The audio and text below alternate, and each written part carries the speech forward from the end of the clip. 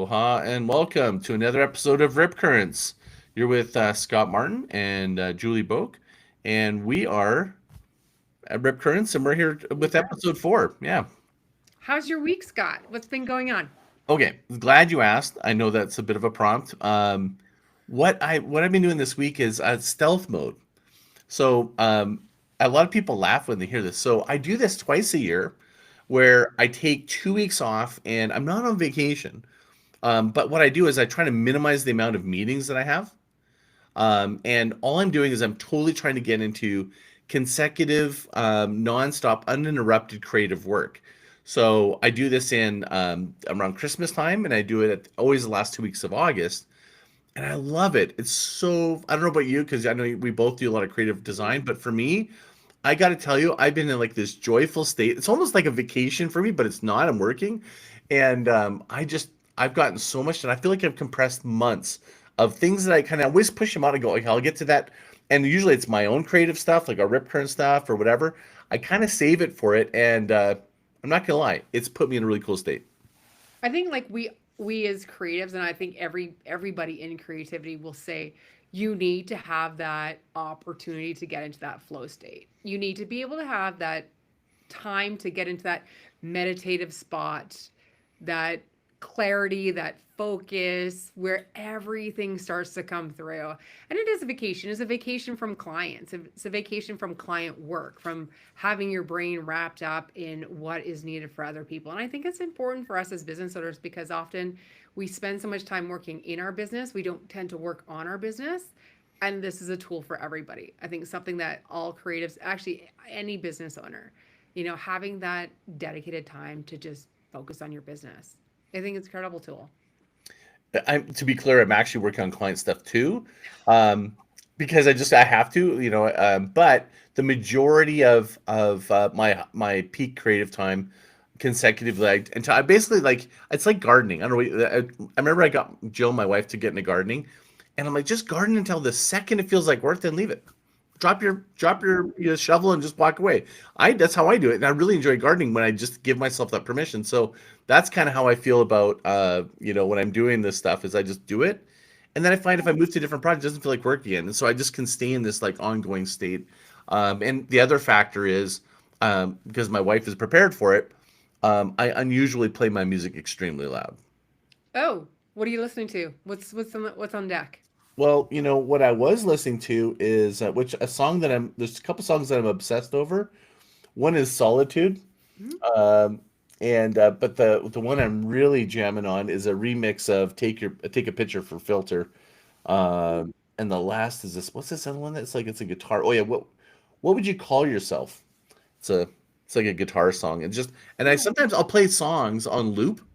I don't know if you've ever done that yeah. when you're creatively working. I'll Yeah, play I like listen to music or I'll listen to podcasts. oh, how do you listen to podcasts? How can you listen to podcasts and do creative work? You know what? I don't think it's about what's going on in the podcast. I don't. And for a lot of times it's not what they're saying on the podcast. It's the ability to not need to know what they're saying on the podcast. It's like watching TV. When you watch brainless TV, it's just about having that noise in the background and every once in a while you'll pause, you look at the TV or you'll catch what they're saying on the podcast and it's just a moment and then that's it. And then you can Has it just ever been serendipitous what they're talking about just to help you with what you're working on? not necessarily and not often does it, but I think it's just the comfort of that noise. I don't want just straight white noise when I'm working and I don't want silence.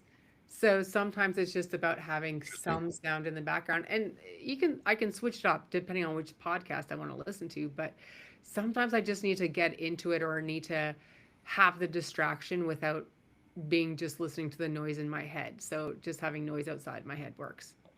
You probably have just discovered a growth hack where you're subliminally getting all these podcast information in your brain. You don't have to actually listen to them. So I'm maybe it's a new thing. You write a book, the subliminal podcast. Yeah. Yeah, You no, know, I think that could be interesting what you actually take away from it. Because I do think no matter what, we take something away from it. Right. And I hmm know like music, this is why I'm always cautious about music, is because I know music can influence our design. And I think we've seen it, how music influences design. but how it can. And I love 90s music, so I think that that would totally skew some of my design. So, or Eminem, Interesting. right? But I think as we get into this topic, we could talk about probably forever about how music does influence design and seeing those design trends. Like, Interesting. So when I'm listening to Metallica versus Ohm, my design is probably reflect. I have to you pay don't even attention. realize it, I don't think. Really? But I think you'll lean towards colors, typefaces, even layouts. Like your layout, if you're listening to Enigma, might be just very calm and, symmetrical, but you could be listening to something like Eminem and it could be a little bit more chaotic. You could be having one of those asymmetrical designs or, break some rules with it or fill up a page more than you generally would have if you were listening to calmer music. You might, embrace more white space.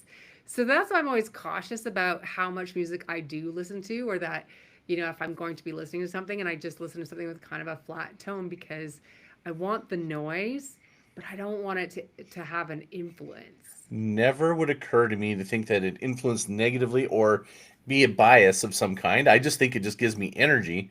But I have to pay attention to that now. And by the way, if someone's hearing this, I'm putting comments or comment to us if you actually Mhm. have a point of view on this. This is an interesting. I've never heard this discussion, or maybe you have in design circles that you're in. I just know the music just I'd be influences people. curious, Scott, if you came back to anything that you worked on this week, All right. you came back to it listening to different music, if you would look at it differently and go, oh, maybe I'll just tweak this. Maybe I'll just adjust that. Like this could be an experiment that you try on your own and go, okay, you know what, December, your next like quiet 2 weeks. How are you re-looking at the stuff from now with it with different music? I listened to a lot of Metallica actually, and I was working on my own brand, so it's pretty I'll punchy. tell So maybe you, your it is. brand has a lot of bold, strong colors and strength, right? When I think of your typeface, I don't think it's abnormal to hear that you listen to Metallica. Oh, really? Yeah. Yeah, because it's Mm. so, so strong and bold and it's unforgiving, right? Like it's there. You're not gonna forget it, right? Very much how you think of Metallica. It is unforgiving, it's there, it's strong, right? But I puzzle my wife because I'm like I like lots of different music. Like I even love like Sound of Music. Like I love that movie and stuff. So I don't just listen to Metallica. I'm like oh, Okay, so I listen to Ohm. Like I had my nieces over last week, and I literally we sang Sound of Music together. My 4-year old and my 2-year old and 5-year old nieces, and we were singing like all the songs together and stuff. And I know so that's a I would be new fun curious if fact. the more sketch side, because part of your brand has this whole sketch feel and aspect. I wonder if you're more in tune to working on that side or those elements of your brand when you're listening to lighter music. And, the big Maybe. banners and things like that are much easier to flow when you're listening to Metallica. Interesting, because my brand. By the way, this is not the script. We're just totally going off on a fucking like a Tangent here. rabbit trail here. But I mean, so it's funny to say that. So I'm gonna find something to play for you, that and I'm gonna share it because everything we've been talking about is gonna be in the opposite camp of what I'm about to show you, because Hmm. this is actually my brand sound bed. And so while I'm just going to look off to the side here, I'm going to kind of just slightly describe it because it's funny because brand mantra, right? The brand mantra is what's the feeling you want people to have at every interaction. Mhm. And I think we did talk about that like last time, quite length, right? Like at how sound can affect that aesthetic. And in my brand, let's see if I can just quickly find it here. Pardon me. Of course, I'm looking at all my downloads. One sec here. Size. This is something everybody should know about designers is our filing system. Oh my goodness! Don't even. It makes sense without making sense sometimes. So when we're looking for files, we have a theory and a thought behind our filing system I know. and a systematic approach to it. But sometimes when you're in a rush, it doesn't make the most sense. Or I'm trying to find it, and it's like it's never where I want it to be. So I'm gonna go here, share and share Okay. screen. I think it is. I'm again, it's not letting me share a file window. Let's take a look here. Yeah, here we go. Okay, share, and I'm going to see if I can. Can you guys? Can you see Yeah, this now? I can see this. Is it full size or whatever? I'm just going to kind of Yeah, make it bigger. I think it's most of the screen. Okay. Yeah. Okay, listen close. This is actually my. It's funny because this is my brand sound bed.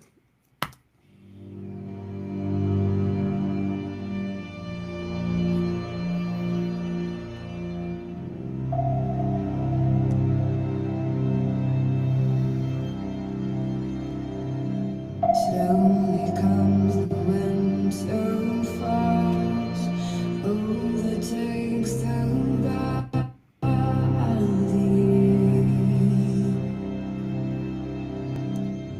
clinging to the earth until spring breaks free.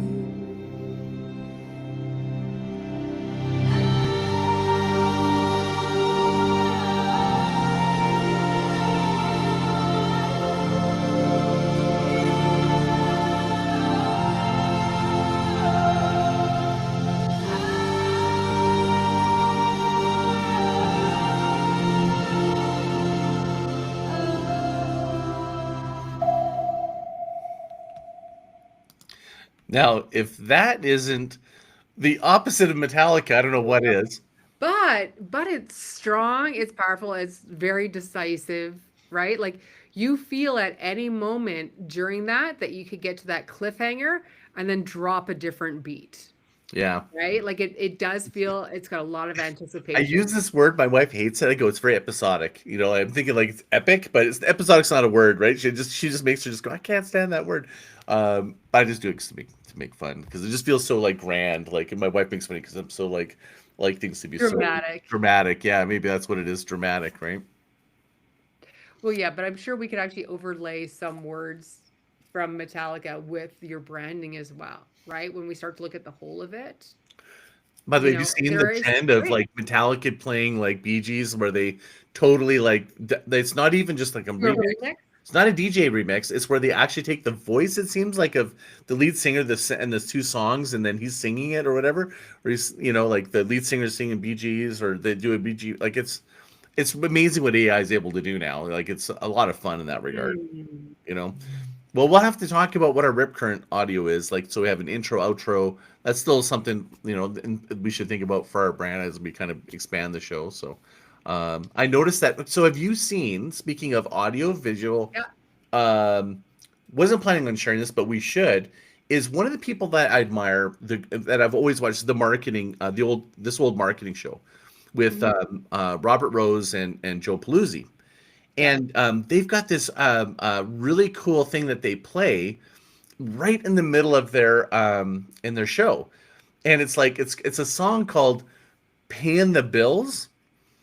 I should try to find it because what they do is they're making fun of the fact that they need to get sponsors. They have sponsored the show, but they have like this warm up lead thing where they've got the two of them sort of like an AI singing, and it's about them paying the bills. Hmm. It is absolutely hilarious. And to me, that is just I think it's just sort of fun. Like it's another little I component. think I think I think there's so much to that message. Like one that is absolutely funny that they're putting in the middle of their podcast. Like I would love for them to just like send us a clip that we could add in here. But two, how much of your design do you do to pay the bills? When I think of like, whether you're agency or you're freelance or you're independent, whatever it is, I call it mortgage money. Is those designs, those projects that you don't do out of the passion, out of the love, but it's definitely those jobs that you got to do to pay the bills, whether it's a, small poster or making a banner or something like that, that you're like, yep, this pays the bills. So the question is how much of that there is. I don't like. What kind of work do you have that is just paying the bills? Like I can tell you that Uh, I don't love doing social media work. Social media work pays the bills. That's the genre that social media falls under for oh me. yeah, I yeah, would like strategy or thinking yeah. about behavioral economics and psychology solutions within marketing. Love that stuff. good news for me, and the almost, I mean, I do some stuff that feels like pay the bills, but I have my daughter who works for me. She does all the stuff that's like Pay the that bills. feeling. So I've outsourced. It's like I've subscribed to Tony Robbins. It's like do what you love. Mhm. Outsource the rest. Kind of stay in your zone. Because then my energy stays better. So when I'm legitimately working on brand strategy, creative, all those things, I really love it. Like even if it's client stuff, I don't view it as paying the bills. I'm like, I can't believe I get Mhm. paid to do this. Well, You know what I so mean? I'll give you an example. I had a client that I was working with, and they're in Calgary here, so they might recognize that it's about them. But we got to do some signs, and they were really funny. And she sent me a message on Monday this week, Julie. I don't know how to tell you this, but the city of Calgary would like us to have more vanilla signs. And FYI, people keep stealing our signs, so we need some that people won't steal. So that's fun work, right? It's just signs, roadwork signs, right? But the fact that the client was willing to have fun with it, but then the adverse effect was City of Calgary thought they were too fun, and people started stealing the signs. You know, What was the so sign saying that someone would want to steal? oh, it's like do not worry, and it was like a donut holding, and it was like there was a bunch of different messages, but it's like Mhm. life is rocky, the road shouldn't be, right? It was just like we had fun, we played on words and things like that. That's doing a sign that's fun. But then when you have to make it boring, that's paying the bills, right? So Do sometimes we when you want our road signs to be funny and clever, or do we want them to be just informative? these are not traffic signs, these are Uh, service signs. So it's like uh, pothole repair, right? yeah. And the city of Calgary has used their roadwork signs or their big road signs for humor and have had fun with it. And I think we remember humor better than we remember vanilla, right? We remember that it's like, hey, life is rocky, your road shouldn't be. We'll be back to fix this pothole. We're like, oh, okay, Oh, well, I've there's got a campaign ready to go for Calgary, the world of potholes. There's only two seasons, winter and construction. yeah. Is we're busy smoking pot because we're not fixing this pothole or something. That But should be your like sign. if you have a funny sign, right? You have a funny sign, and people are like, oh, ha ha, right? Oh, don't hit the pothole. But if you're like, sorry, construction will fill this pothole, you're like, hmm. Like I have this theory when I design and when I work. It's like, how can I make this 1% better? Because I can't guarantee I can make it 10% better. I can't guarantee I can make it 90% better, but I can always guarantee I can make it 1% better. Whether it is through more clever copywriting, through more clever design, strategy, whatever it is. So if I can make something 1% better by making someone smile when they read a sign versus beware pothole, right? Like What if you're smug and like almost like insultive? You know what I mean? Like stop complaining, or something like that. I guess maybe I was listening to Metallica and you're listening to something nicer. And that's what's swaying my copy right now, based on the Yeah, former but conversation. but you think about that, right? Like, making a funny sign, that is an opportunity for us as creatives, to be really clever, to think of how we're communicating, how we're representing, how we are making this brand show up in the world. But then when we have to make a beware of pothole sign, it's very boring. That's not as creatives, there's no joy in making a beware of pothole sign, right? It's a really interesting point. Like you've seen the intro of South Park. Yeah. Their legal disclaimer. It's hilarious. Yeah. Like they make the legal hilarious. And so, I was just having this comment. So this is an interesting. There's this. I saw this post on LinkedIn, and this guy was talking about how blown away he was by his order receipt, that his what he'd ordered from Patagonia was being sent. And it's this picture of this guy going paddling crazy and stuff with the mountains in the background, going, I'm getting my package to you. And he just commented, going, anybody could just done a regular, like, here's your receipt, your shipping is done. They decided in that moment of truth to do something differentiated as a brand. And that's I was literally talking with a client about what we do. There's this process I help clients through. It's called the truth exercise. Hmm. And it's to basically look at these moments of truth or moments of friction to create a moment of truth that we can not only turn it into and maybe a negative pattern to turn into a branding opportunity to actually turn it around, like similar to that, right? So the exercise goes was the origins of that exercise was I did a branding and as a sort of a group branding session, like where they had the Yeah. staff there. I Yeah. don't do that anymore. I do work the founder and then maybe one other person. But it was like whiteboarding, doing the whole classic thing, and it took like 3-4 days of like intensive. And anyways, this CFO in that situation was kind of coming and going out of the meeting. And at the end of the branding process, he like we were done and we're going, this is what it is. He goes, yeah, but you didn't think of this. And it was like, and he is the CFO, so he's got a lot of sway. I read it, we had to rework it, only to land in the same place. But where I landed with it was I was so annoyed. It was so salty of like I wasted I had this extra work. It took an extra 2 days of work in session to find we're in the same place. And I realized why did he do that? Hmm. And I realized was that everybody needs to be heard. He's really important. He wanted to be heard and wanted to have his thumbprint on it, right?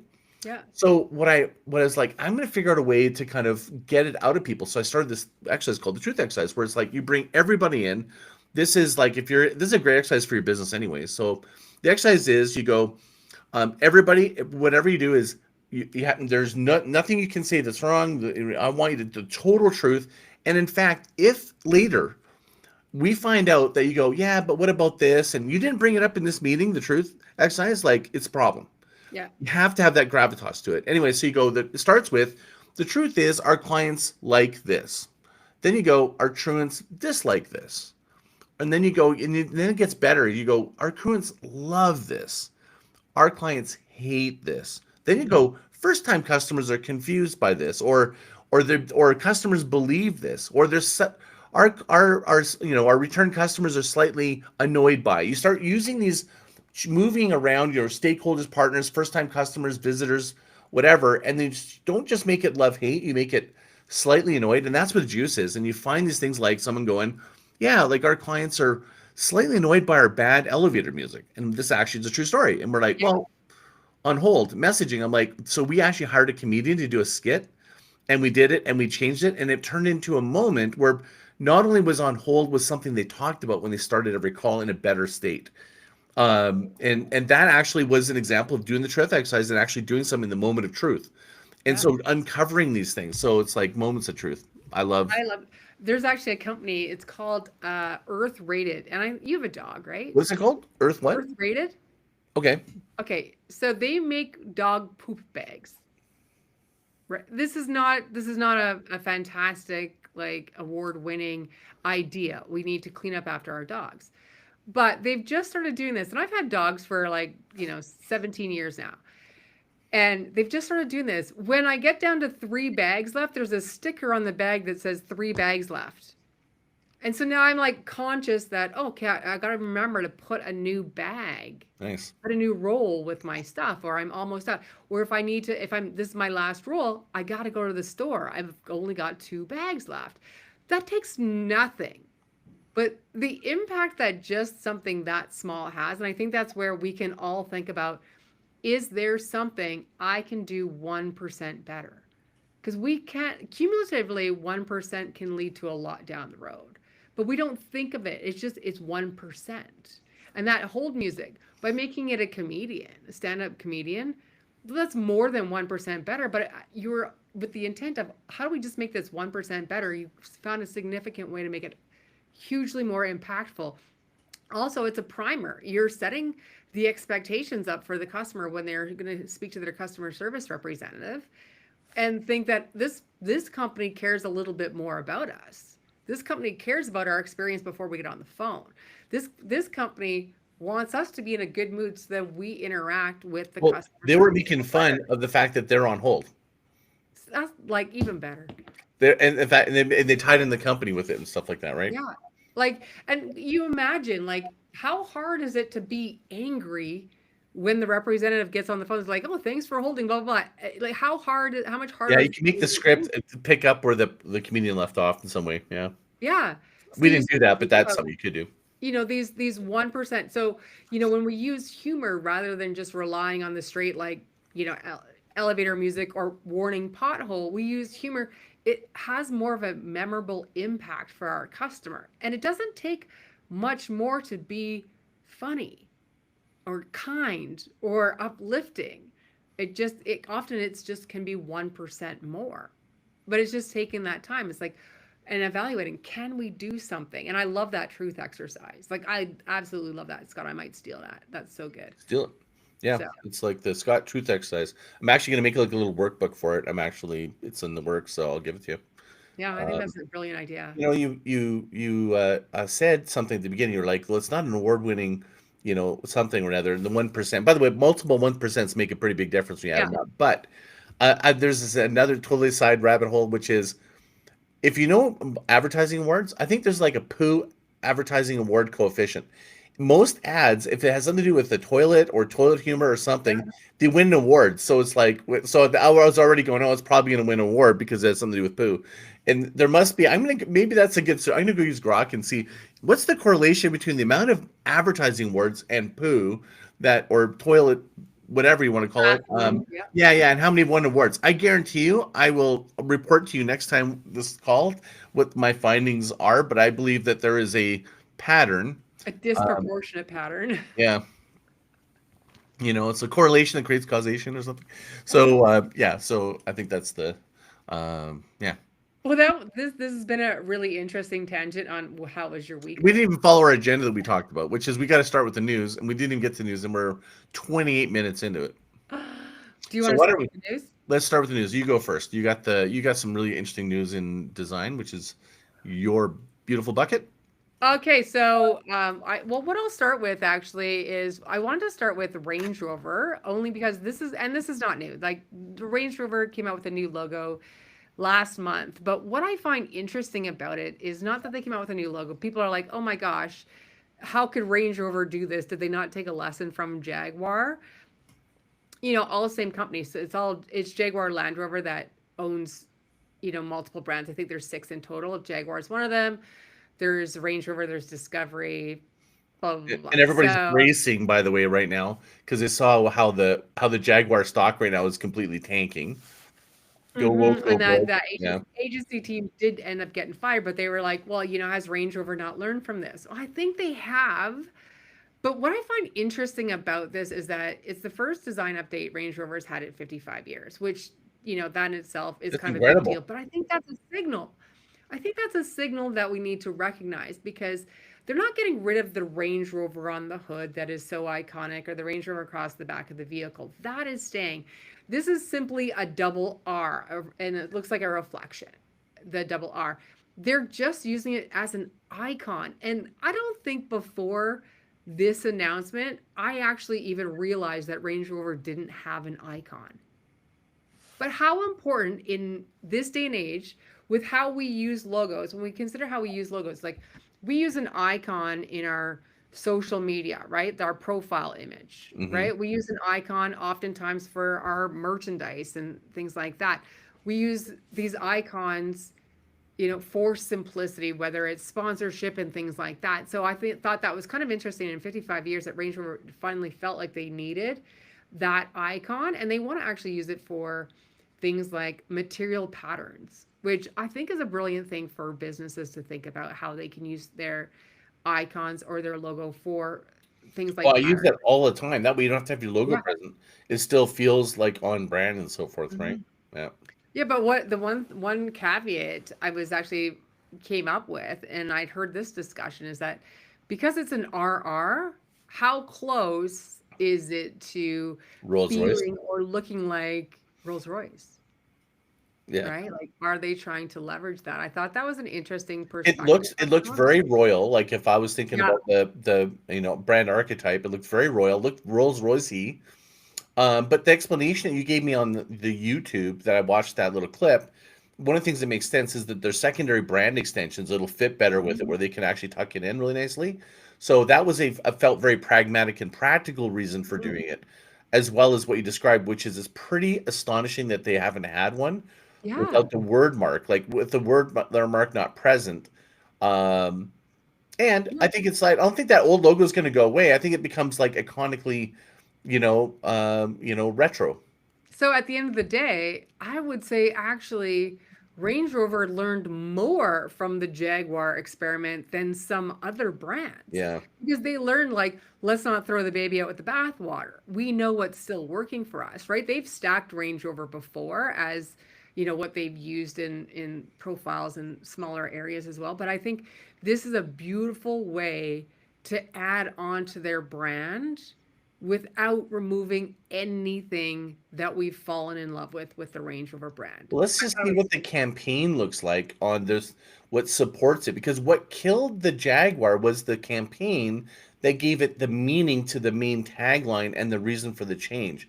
It, Mhm. it sullied the whole thing, right? Like it just didn't connect with the audience that they're hoping to. So I saw the logo. I think it looks cool. I think it looks great. I'm be curious to see when the marketing starts coming out, the support of like why, or because that's really what happens when you rebrand. There's usually like what's the intention, or what's the new feeling, or what's the campaign kind of reflects it, and they almost lean into the logo to kind of give it a little bit more gravitas. And I'm curious to see if have you seen any of the No, ads? I don't think they need one because this is not a rebrand. This is not a redesign. This is not a realignment. That's This a is great point. Maybe no change of maybe market. it's just subtly just Yeah, they were just plugging like, it in. hey, by the way, we need a set of glasses because we can't see. And they just simply added something that, as Right. designers, we can look at and go, this makes 100% sense. Why didn't they do this before? We know how often we need to use icons or use part of the logo instead of the full logo.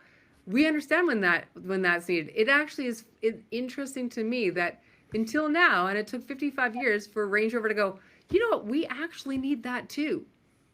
You Mhm. know, I Maybe that thought was it was part of the brilliant. strategy is because they put so much weight and meaning behind the Jaguar that they went, well, let's not do that. Maybe that was part of the link I thinking too. think they learned. I think Yeah, they interesting. learned from it and they're like, we don't need to change everything, right? We are Yeah. simply adding something that reinforces our brand that we can use in, signature, secondary, smaller use locations only. Hmm. Not get rid of what our audience love. Like we have a Range Rover in our house. Not get rid of what you love because there are so many of these signature things that when you have a Range Rover, that look, that feeling. They're not getting rid of any of that.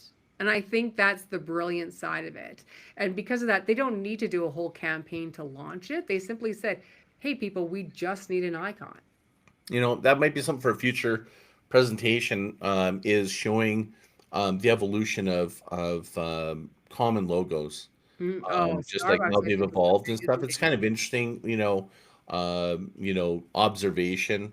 For some people to look at, hey, we should be evolving, and also of sometimes people revolt because they change because they're so, even if it's a janky logo, you're so used to it. There's something feels off by it. You Do know. you have a logo that you hate that has still survived in near its original form? I was asked this question last So week. repeat the question. It's like a logo that I like. That's a, No, that you don't like, that you're like, I I was wish they explaining change to it. Oh, I see. a group of people how a logo, doesn't matter how perfect the logo is, it will not save a bad product or service, right? You can have the best Yeah. logo in the world.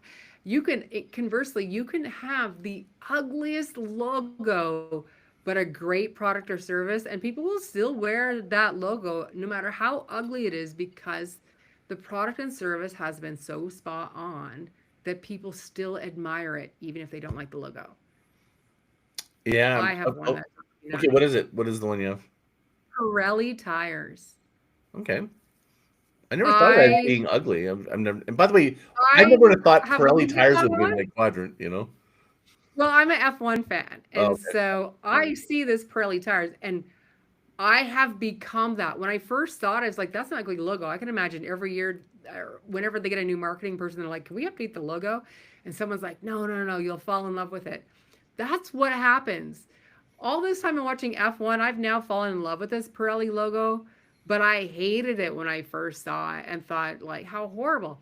But because it's got such a good presence, good quality tires, great reputation, it has lasted the test you of know, you time. could And argue it it will, worked great because the fact you hated it gave an emotional response. right? That's better than no response. When you're That's kind of that's meh, like ABC, ABC company, and I mean, I feel like sometimes I'm just like, did you just mail in your brand, your name, and everything? Like, come on, We could like, do a whole show on what people need to get rid of with their logos, because if I see another oh circle man, with leaves I'm or a starting a circle with collection of ones feathers, that are like offensively bad, like so good. uh-huh. We should do like a little seg on that. Yeah. That would be funny actually. But yeah, so that was my tidbit on the Range Rover. I just thought it was a Oh, different perspective coming from a brand that had so much chaos this year with Jaguar, because it's Jaguar Land Rover. Interesting and different launch angle this one. I'll be curious to see if they redo Discovery or any of the other. What do you got this week? What's what going do on? I got? Okay, I'm gonna read a press release. About this particular creative. And I think a lot of people know I'm traditionally, when it comes to advertising, I'm not a big proponent of buying advertising space. Just generally speaking, I like to think of other things first. But I always go to creative and ads because there's so much firepower, money. When you follow the money, when that's why sometimes the greatest commercials are the Super Bowl commercials, because so Mhm. much creative energy went into it, and there's so much bias, so much at stake that it's so fawned over. Anyway, so this one I thought was just brilliant. I'm going to read the press release a little bit, then I'm going to play the actual ad for you. I Okay. might just share the screen so I get that out of the way. Me trying to figure out The this. technical side. Yes, there we go. Wrangler share. Okay, I'm gonna make that a full screen, and let me Okay. read the press release. Okay, so Golden, Colorado. This was just yesterday, actually. So this is fresh off the press. From outfitting cowboys for generations to offering the same brewing tradition since 1873, Wrangler and Coors Banquet know firsthand what it takes to be the best in the West. Now these two iconic brands are teaming up to create the first ever Coke collection, introducing Wrangler X Coors Banquet Collection, a joint salute to the brand's shared craftsmanship grit, whether it's stitched into a pair of jeans or brewed into a signature stubby bottle of Banquet. So they're introducing the stubby bottle. You'll see shortly. So like reintroducing it from back in the day. Um, Now, the next, not going to read the rest of it. We're thrilled to partner with them, but this is what I'm going to show you here is to bring to the collection in a bold to life in a bold new way. Wrangler and Coors Bank partnered with an artist, Caitlin Hatch, who you're about to see, to paint Rocky Mountain watercolors, hand painted Western style posters that will double as the first ever national ads made with beer. Each poster was crafted using custom watercolor blend made with Coors Banquet. So maybe that's like they used actual beer to mix Mhm. the, Yeah, whatever. it's That's almost kind like of some very meta. horror. It's funny. Made with 100% Rocky Mountain water, so they're reinforcing that. The posters spotlight limited release apparel, and the one was painted in Real Rodeo Arena. So that, I mean, will be featured in a variety of ad locations through the U.S. And there's a whole bunch more, but I'm gonna play the commercial and then I might go back and show a couple points. But this thing is so chock full of home run. This is like the greatest hits of so many ideas. It's so funny because it's of course it's Western and I'm not really a Western guy, but this is brilliant. So let me play it.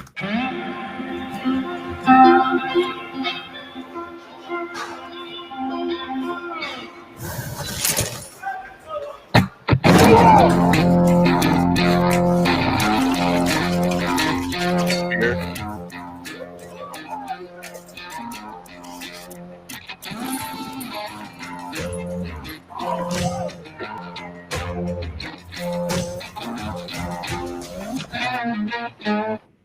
All right. So first thing I want to point out is, does anybody recognize, where is it here? Somewhere near here. Oh, it went too far. Pardon me. I don't know exactly. I should have demarked the exact moment. I think that's right there. Oh, for crying out loud! I thought it was. Now I have to play it. Pardon me.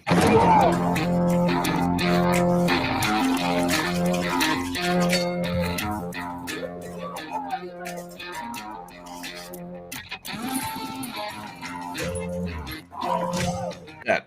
Okay.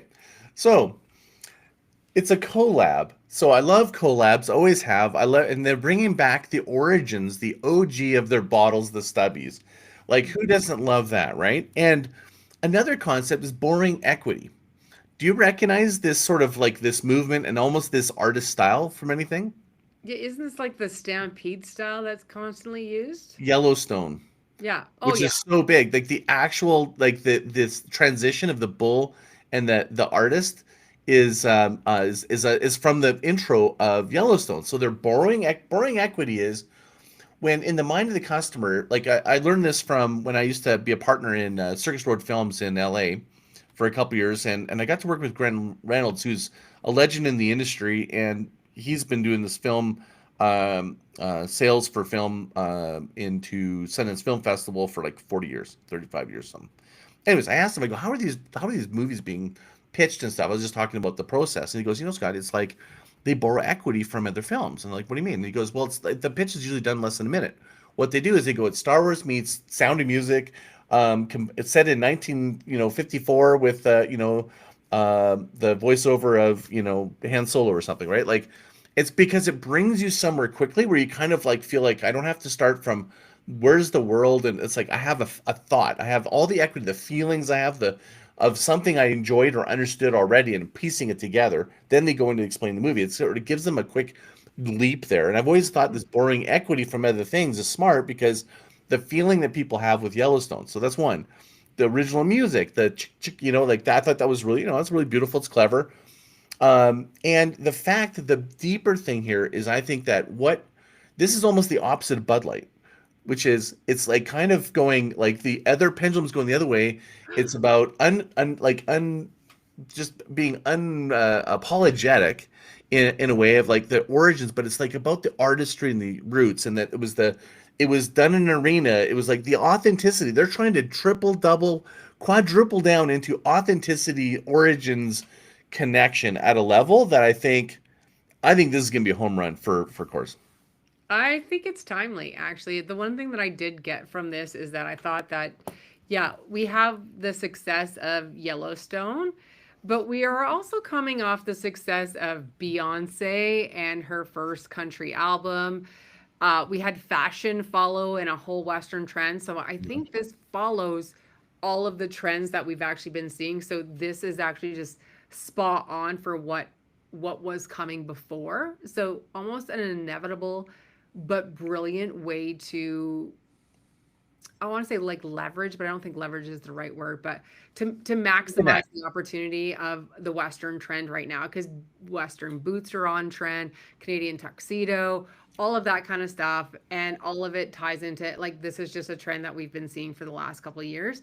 I love that they have gone and said like, let's give the Gen Xers, and the boomers what they want. Let's bring back the stubbies, because our parents drank from the stubbies and we remember that. Like it is something that ties back to our childhood and our parents' youth. And who's the demographic that has the most disposable income right now? Why not let's just be there in that moment when life was easier, life was simpler. Touch on all of that with this feeling. I love this. And to go back to an art that is not duplicated very well by AI shows how genuine, authentic, and human it is. I think this is actually a really, really good one as well, and very timely. And I love that your discussion on it could not be more opposite than Bud Light. Just goes to show that you can have two brands in the same arena taking completely different approaches and how that might play out in the audience. There's one more piece that I think has a deeper, which is the connection. I think I said the word connection when you were saying that. It's on, sure, it's trendy, it's on trend. I wouldn't disagree, Mhm. but I think the deeper note here, is the soul of this. The Stubbies, the all the Wrangler. These two brands are kind of classic to the core audience community, Mhm. which is kind of a segue to this whole community discussion. That's why I said, yeah, I want to finish this community concept. Is it's what it's really doing is really talking to that community. So that it's like if they did things that were really flashy and it's like I want to be part of Western culture, there's a bunch of things here that they could have pulled away and it Mhm. would have worked just fine for being on trend. But they actually made it deeper because if you are this, because I used to actually believe, you want to hear another fun fact? I used to work at the Ranchman's if you can believe it. I had long hair. I just came back from surfing. I was so out of place. So I've been around all the bull riders. Like, I mean, I've been around all these cowboys. I couldn't have been more misplaced, but I worked there for a couple of years in over Stampede, so I kind of know that, like them, right, a little bit to a degree that I can. And to me, that the fact that the stubby stuff, it's like it's appealing to that community at a deep level. It's going to make it almost lock in, not just be a trend. I think that it's on trend, but I think they're taking I think they're taking a stake and connecting with this community. And I wanted to like shift over from the discussion of like what's news to a topic I want to sort of finish on, which I talked about, which is community. I want to play something for you. So this is somebody who Just on this topic, Scott, can Yeah. I just point out something really interesting with regards to the stubbies? It is not less expensive to ship stubbies. You know, the chance of breakage, the weight of the glass, you know, all of the effort that goes into creating stubbies. Like we've all traditionally gone away from what takes more work and gone to like the cans and things like that. But you think of the stubbies, like it just doesn't make logical sense to go this way except for nostalgia. So I love that they chose that. and it's not a twist off. Did you Yeah. see that? It Yeah. pops off. Like Yeah. they're going, no, we're gonna make it We're gonna old be school, authentic. Yeah. authentically every. That's why I said this is like when I've watched it several times, I'm like, I keep seeing the layers, and I'm like, whoever the creative director is, they deserve an award. Mhm. And they didn't include poo, which is for the win, right? Right, right. Right on. Okay, let's go. Okay. So this is in the community, the idea of connecting on community and how important it is right now. That creative is so tapping into this social context that we're I believe we're shifting hard into. So Sarah here, I subscribed to her newsletter. She's absolutely brilliant on the topic. She's written for Harvard Business Review. This is her submission for South by Southwest that I'm gonna play just a little fraction of it. And by the way, I'll put it in the show notes. You should support her. I want to see this keynote being done, but listen to this perspective. It's like I couldn't have said it better myself.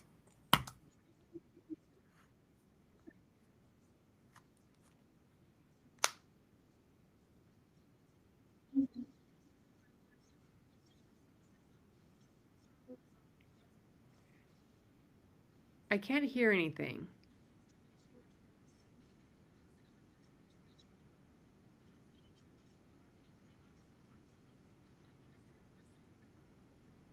Scott? You can't hear it? No. This is what happens when you're really real and live. Is sometimes we have technology. What's that? When you're real and live, sometimes we have technology that doesn't work the So way I'm wondering if the audience will hear it and you're just not hearing it. That's the only thing because I'm the way I'm sharing it because I don't think I can share audio because you heard the sound before from the former video, right? Yeah. So I could play it again. I'll put it on full volume, maybe. Do you think that'll work, or should we just play it through, hoping that the good news is copy underneath there, and I can maybe talk to it. Did you see that? Are you able to see the topography? No, I'm still seeing the Coors Light video. Oh, well, maybe that's why. Yeah. That's my fault. I'm not switching my screen. Technically, hopefully, anyone that's going, I got to realize I got to stop share and I got to share a different window. That's why. Learning something new. Sorry, guys. Here we go. Okay, now now we're I'm gonna do this again. excited. Now I'm excited. So I'm sorry you can't get those 2 minutes. Oh, here we back. go. Yeah, I see it now, Scott. Yeah, you can't get those 2 minutes back. I'm sorry to all of you for my painful lack of understanding how to run this. Okay, so here we go again. Ready? Yep. Traditional marketing is broken. I want to show you what's replacing it. Let's face it, the marketing industry is in chaos. Audiences are retreating from open social platforms to private digital spaces like Discord servers and WhatsApp groups. Meta ad costs are skyrocketing with diminishing returns. And the impossibility of trying to reach everyone has made traditional marketing playbooks obsolete. My name is Sarah Wilson, and I help brands navigate this new reality. Back in 2020, I coined the term digital campfires in a piece I wrote for the Harvard Business Review. Why? Because I saw something unprecedented happening. An entire generation was moving away from public social platforms. Where were they going? Towards these more private, often much more intimate online spaces and communities. Since then, I've worked with companies like YouTube, Nike, and Airstream to navigate this new reality. Here's what I've learned: the brands that are winning today are not chasing reach anymore, they're chasing relevance. That Mm-hmm. to me is what's what in who's who in the zoo right now. I just need to figure out how to stop sharing. Forgive me if you don't mind here. I like uh I like that the term digital campfires. I think that we don't realize that we can have such a strong connection even if we're not physically in the same space as other people. And I think we learned that 2020 to 2023. We learned that we can adjust. And I think we even learned then that there's such an importance for us to reach out and find places for us to connect and share and have community, and be with others like us, or find our tribe. I mean, I've got my inner circle. It's about 1,000 people now, founders inside my community, and just connecting on brand strategy, marketing, forward thinking, and how to market without marketing with less energy and less effort. So, it's like you're seeing communities of people like I think in my 10x, not think I did. I talk about heavy metal knitters. It's a huge community of like sometimes the community. It's like the weirder the better. Mhm. Because it's sort of like tapping in. It's like that commercial course. That's a core community, and also communities of trust or communities of market. I think different communities don't always mean coming together and collaborating. Sometimes it's coming together and working together. Sometimes it's like it is co-creation, but a lot of times it's under topics of different things. And I was just saying to you before, I'm part of this new Hubble network. It just launched. It didn't launch, but I was in a new cohort that launched. Mhm. And this Hubble network is another kind of community, and I really loved how they marketed themselves. The founder Kevin Jurovic, I believe his name. Sorry, Kevin Jurovic. He's the CEO, and just brilliant guy. Really, he onboarded me personally, chatted with me. The process was amazing, and his vision is one conversation can change everything. And he's created this platform for top experts that really work in this sort of tech business space, and you can just on demand be able to look for if you look for me or to go growth marketing or growth hacking or marketing or strategy or branding, and you'll find me. And what you do is other experts that you can choose from, and you can get them for 15 minutes, 30 minutes, or an hour. That's not so new because there's a lot of things like that. But to me, it's a demonstration for me because I'm new to that group. I don't I don't normally engage with people on hour. Like I don't know if you do either. I don't charge someone. I feel like I just either will meet with them. I don't. But this now opens up a new way of where I think people are looking for digestible test bites without committing to people. And so it's a community.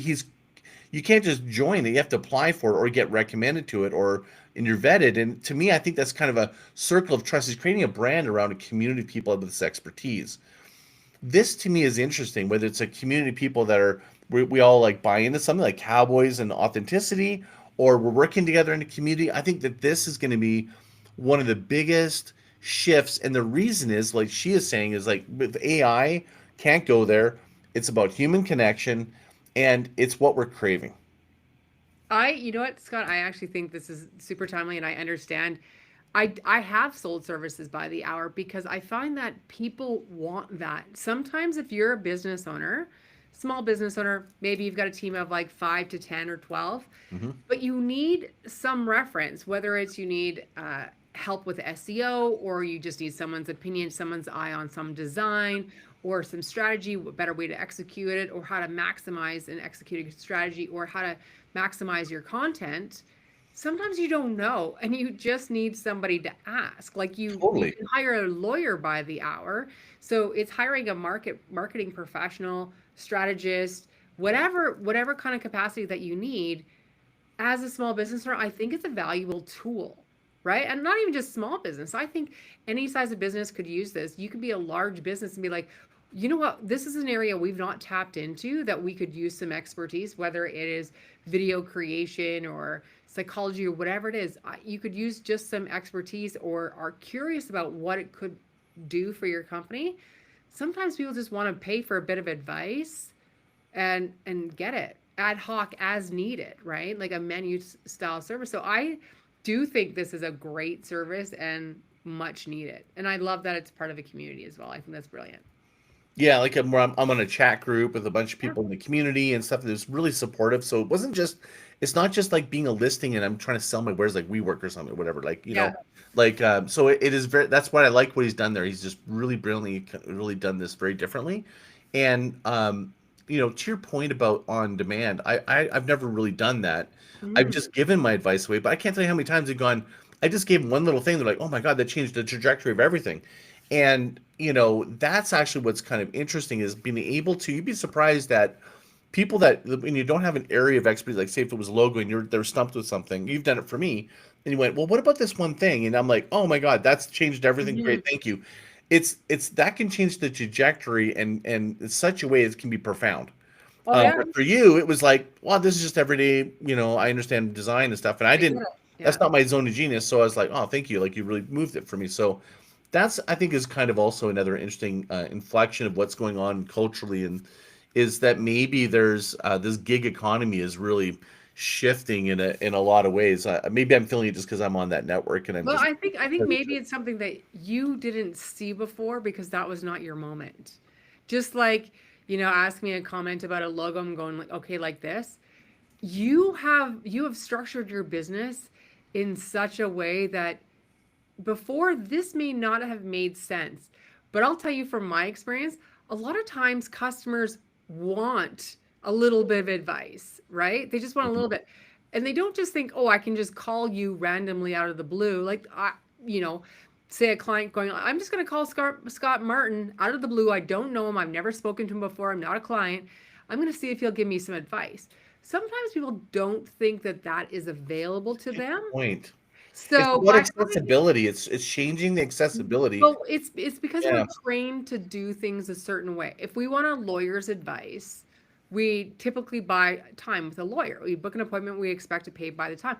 We want help from a physiotherapist, right? We book an appointment, we pay for that hour. Sometimes we want marketing, design, social media, whatever it is. Sometimes we want help in the services we offer.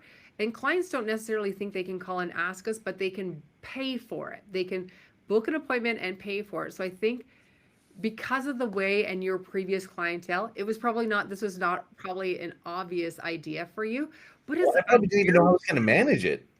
right. It's actually was, I had years where the consulting part of my business was actually a very successful part of my business for a long time because people are Mhm. like, I just need a few hours of help. I just need some guidance, whatever it was.